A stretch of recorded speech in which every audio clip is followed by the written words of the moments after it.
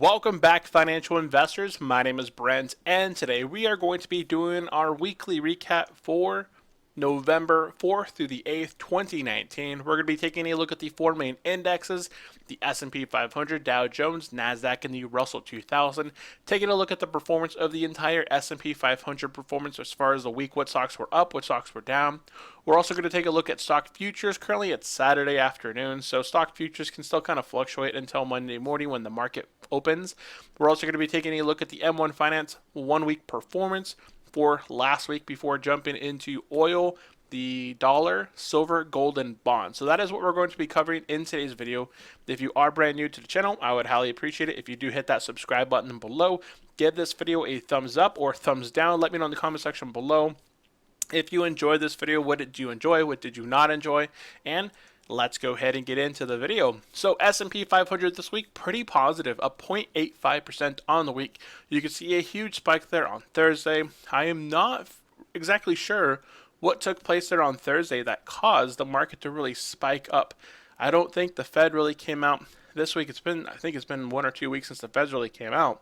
So we did have a bit of a spike there on Thursday at opening. You can see a nice pop up for the day, about 0.5, 0.75 on the day, before coming back and closing about 0.27% overall for that day.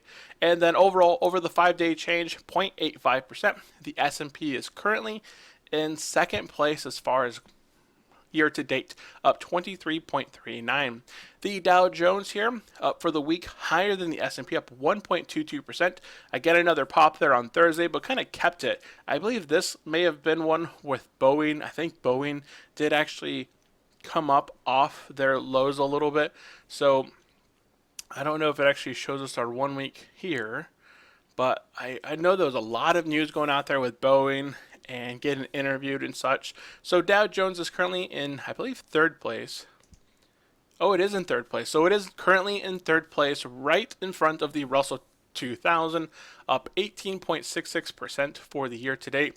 In first place right here, we have the NASDAQ this week, up 1.06%. This is in second place for the week, right behind the Dow Jones at 1.22. The NASDAQ up 1.06. Year to date up 27.73, put it in the lead. And the Russell 2000 here is in the fourth place. It's in last place as far as growth, up 18.56% year to date, with a 5-day change of 0.6%. So as far as winners this week, we have the Dow Jones up 1.22, followed right behind by the NASDAQ up 1.06, then the S&P up 0.85, and the Russell 2000 up 0.6%. And the order as far as how they are year to date, we have the NASDAQ in first up 27.73, S&P in second up 23.39, the Dow Jones up 18.66, and the Russell 2000 up 18.56. Now overall, taking a look here at the 1 week performance for the S&P 500, I use finviz.com for this. If you guys want to check this out, go over to finviz.com. Click on the little bubble on the right hand side, and you can go ahead and take a look at the 1 day, 1 week, 1 month, and all sorts of performance. You can see, looking at the 1 week performance, real estate investment trusts, electric utilities, beverage, soft drinks, all pretty much were in the red. I know my real estate investment trust didn't perform as well as other companies within my portfolio. Also, some of the utilities over here, you can see Duke Energy down, Southern Company down, just across the board. Majority of the electric utilities are in the negative, as well as the real estate investment trust. So we kind of hover over around these. You can see that majority of them are in the red. Now, some of the brightest green out there is, I see a lot of the financials. So that is one of the, kind of focused on, because that makes up a large portion of the S&P 500. So JP Morgan up 2.02, Wells Fargo in the lead there up 3.68, Bank of America up 4.59, Citibank up, or Citigroup, I'm sorry, up 3.09, and just across the board, lots of financials, really positive. Some of the tech companies kind of mixed out there. Facebook has some negative news going on with it as always. We have Google up 2.89, Microsoft up 1.56. Now Apple is a very large one. Look at how Apple has grown in the last year. It is just an amazing company. This one was down in the 140s, 160s about a year, maybe a year and a half ago, and now it's completely blown past its 52-week high of 233, and now has put on another $30 on top of that 52-week high, now sitting at $260.14. That is amazing. And Avi coming back out of the ashes in that $60, $70 range, now up at $85.21. So very, very good performance there out of those companies. Now taking a look at stock futures, if I refresh this, I'm not sure if that'll change at all. 0.05, 0.4, and zero point 0.4. So there's no change right now. As far as the market conditions go, stock futures are looking pretty positive going into Monday. Again, that can pretty much change. We won't know until the markets overseas kind of open. We can see Hong Kong was down on the day, but we are trading at all-time highs, so we will kind of fluctuate up and down. If I bring out the S&P 500, take a look at the 1 month performance here. It is just crazy. We are just chugging higher and higher day after day.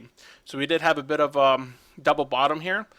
Good sign, and another double bottom here. So we had a double bottom where we had some support. We broke out. We did retrace back. We didn't quite hit the lows of the past double bottom. We hit double bottom again, and now we're breaking out again. So here we are, broken up to basically all-time highs here at 30.98, just sitting 5 points away. So we are very close there. Jumping over into the M1 Finance account, we are currently sitting at our own all-time highs, just about. We were a little bit higher, I believe. Maybe not. But anyways, return-wise, overall, we're up 27.54% since this account was created back on January 8th, 2018. We can see that our 1 year performance is up roughly 19.34%. Put it on majority of that from market gains and earning dividends there as well, which is the big portion of what I'm trying to drive within this portfolio for my wife's account. The 1 week performance here up around 0.97% there on the week. We made the majority of that from market gains and a small amount of that from earned dividends of $9.03, which has not been yet paid out to our account, but we will be paying out for it. It will get paid out here in the future. Taking a look at the 1 week performance as far as what companies were up, which companies were down. CenturyLink blew it out of the water. They had some earnings. They did their call. They were up almost 10% on the day of earnings, and they did pull back slightly here on Friday. So overall for the week, up 8.34%. This is a very tiny position I hold within M1 Finance. I also hold a little bit over on Robinhood. I believe I hold a little bit over on Webull. I'll probably sell out of these positions. I believe it's at a good price right now, and just kind of take that equity, move it into positions that I can actually believe in for the long term. CenturyLink, it has a very high dividend yield. Not a company I would buy and hold through a recession. And that is just one I kind of bought because it was very cheap around that $10, $11 point. And I believe they had some greater potential to bring them up to that 14, 15, or even higher. CVS also high for the week, up 6.51. Cardinal Health up 3.88. Chevron, Cisco, you can see there's a trend here. Look at all these seed companies. If you are a seed company this week, you did really well. So there's 5 out of the top companies all started with the letter C. Really, if we look through the rest of the portfolio, Caterpillar is one of the only C ones in Consolidated Edison, I suppose. Now, those are our winners. Let's go towards the bottom here. And what you'll notice right off the bat, guess what's at the bottom? Real Estate Investment Trust and electric utilities. So Tanger Factory Outlet, Digital Realty Trust, WB Carey, Main Street Capital, Essex Property Trust are all real estate investment trusts. Next, what do we have? We have electric companies. We have Consolidated Edison. We have the Southern Company here, all down towards the bottom. Now, we do have Pfizer. That had a very nice rush the last few weeks. If we take a look at the performance for Pfizer over the past week, it has gone very nicely. Let's go look at the quarter. Look at this quarter gain. We haven't added too much equity into this specific company, but we can see here that is just chugging higher, and that is all due to its recovery. It was in the negative, I believe, by a good portion, and now it has moved positive in the portfolio here. You can see down for a while it was pretty down, and I believe I did add a little bit of equity into it a few weeks or months ago, and it is definitely performing well now. As far as the activity goes for the past week, we did let's see, what was Monday? Monday was the 4th. So we did make a deposit. I didn't have any buys last week, so this Monday I made my buy video for Monday as to what stocks I was buying. I did plan on buying four companies. I purchased Johnson & Johnson, the Chevron Corporation, Simon Property Group, and 3M, bringing my equity in these three positions up to or over $800 now. So here's my worst positions here. We have Johnson & Johnson. I brought it up to the cost basis of around $800. We have 3M almost at $800. We have Chevron. Chevron is one I'll be focusing on here in the near future. It is now positive in the portfolio, whereas it wasn't just a few weeks ago. And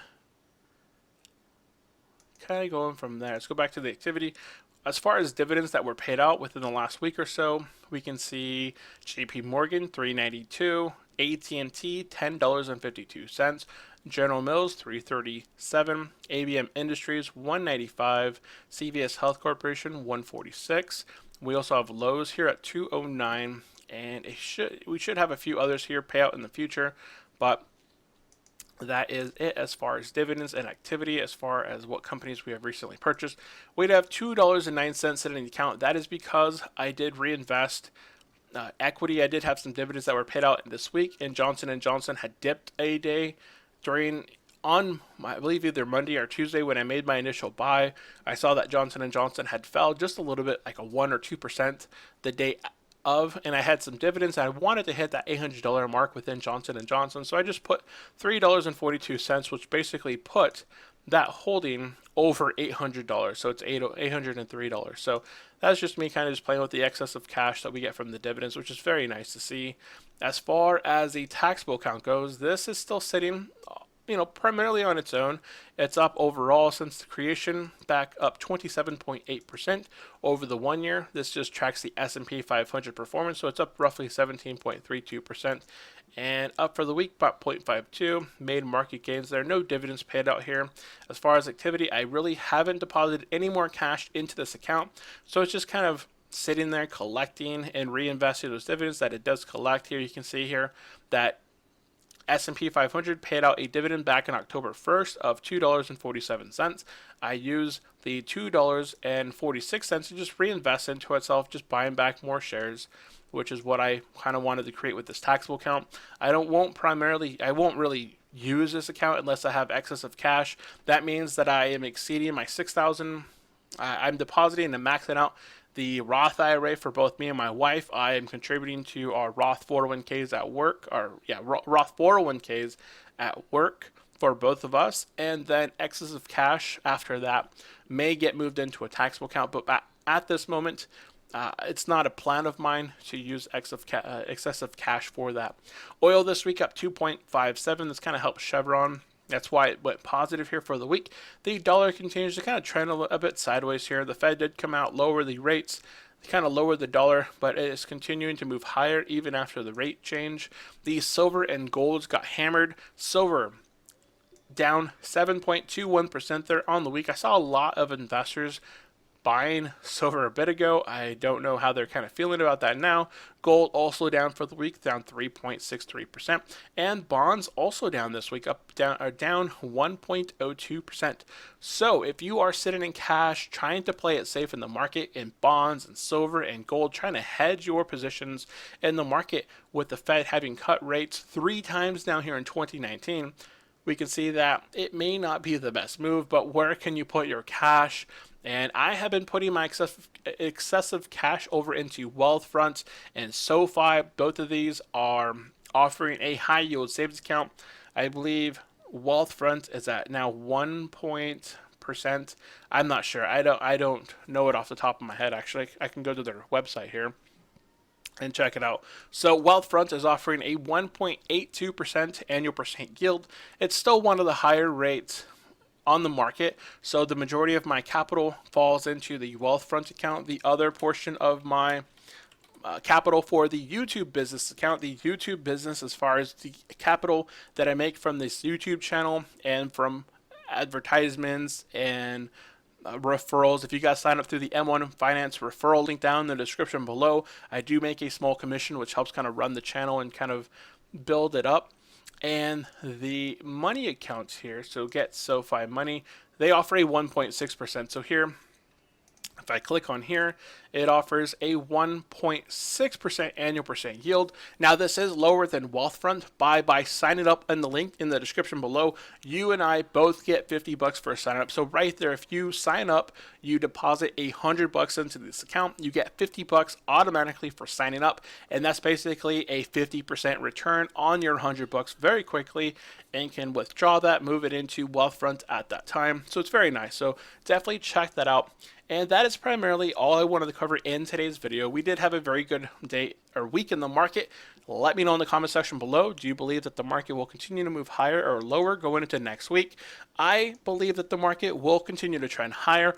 We're in earnings season. I don't see too much negativity out there in the markets. What's going to happen that'll drive this market lower, if anything? And I think we'll just continue to kind of chug along until we make some sort of a trade deal happen and we get, into 2020. So that is basically it for today's video. If you guys did enjoy this video, hit that the subscribe button below, red icon. Also give this video a thumbs up. Drop me a comment. What did you enjoy this video? If you didn't like the video, give it a dislike. Let me know in the comment section below. What could I do to improve the content, the weekly recaps that we are doing here on the channel? And that is it. Thank you all for tuning in. I will see you next time. Have a great day. Bye.